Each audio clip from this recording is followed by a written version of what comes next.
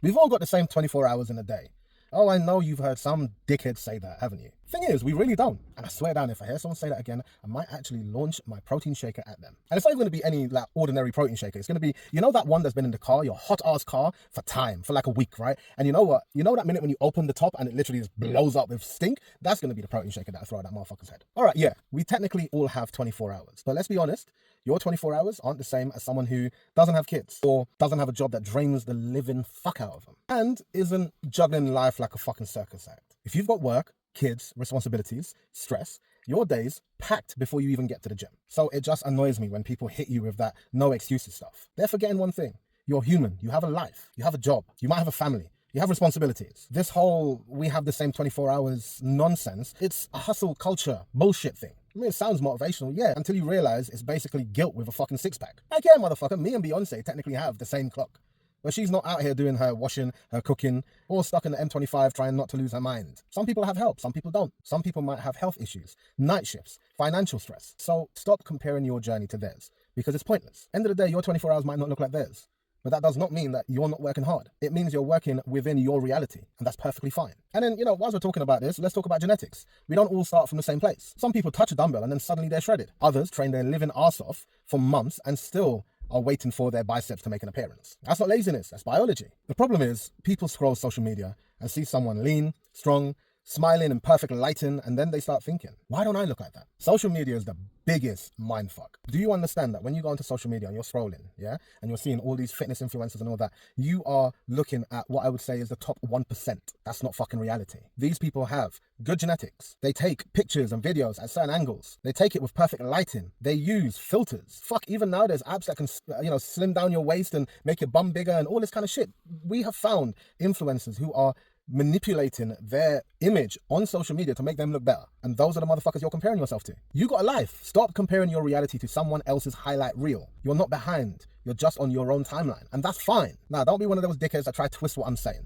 I'm not giving you permission to fucking do nothing. I'm simply saying, stop beating yourself up for not being perfect. Feeling guilty doesn't burn calories. Comparing yourself doesn't build muscle. And making excuses damn sure don't get you the results. What does make the difference is owning where you are right now and focusing on what you can do today, right now, to be a little bit better than you were yesterday. That's it. It's that fucking simple. You don't need to overhaul your entire life overnight.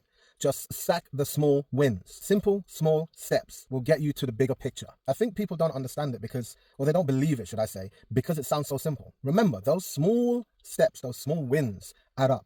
And before you know it, you've completely changed the game. My clients, when they come with me, right, I set them a small task. And it will be a small task. Let's just take a bullshit example. You're not drinking enough water. I will say 500 milliliters, small bottle, right? 500 milliliters. Try to add that in every day, right? And you'll continue to do that until that becomes part of your life. And then add another 500. It might take weeks for you to get to the required amount of water that I want you to do. However, because it's a small step, it doesn't feel like you are changing your life. I can very easily give you the blueprint on how to totally transform your entire life. But most people will look at that and be like, nah, fuck that, bruv. It's too overwhelming. But if I tell you to do small things, it's like, can you drink 500 milliliters of water?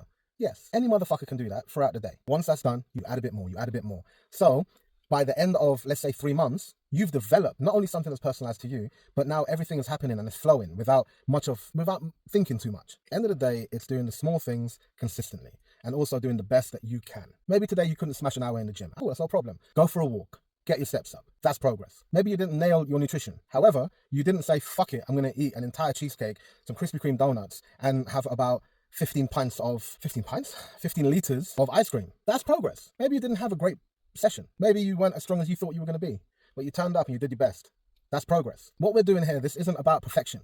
It's about being consistent, even when life is trying to derail you, because you are a human being. You have a job, you have family, you have responsibilities. Life is going to get in the way at some point. All you can do is your best for that given day. And you know what? Something I forgot to mention was half the motherfuckers that you're comparing yourself to online doesn't even look like that in person. As I said before, filters, lighting, great angles. But then also some people are holding in their breath or holding in their stomach. Some people are tensing until they're about to fucking pass out. All of that just so that that picture or that video looks good. So here's the truth. We don't all have the same 24 hours. We don't all have the same genetics. And that's okay. Because we're not supposed to. You're not in competition with anyone. You are just trying to be a better version of yourself. Only compare yourself to yourself. Stop feeling guilty.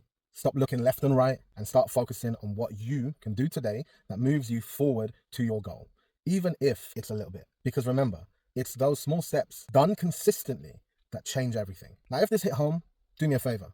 Drop me a like, feel free to leave me a comment, and share this video with someone who needs a reality check, because this journey is yours, and that's what makes it powerful.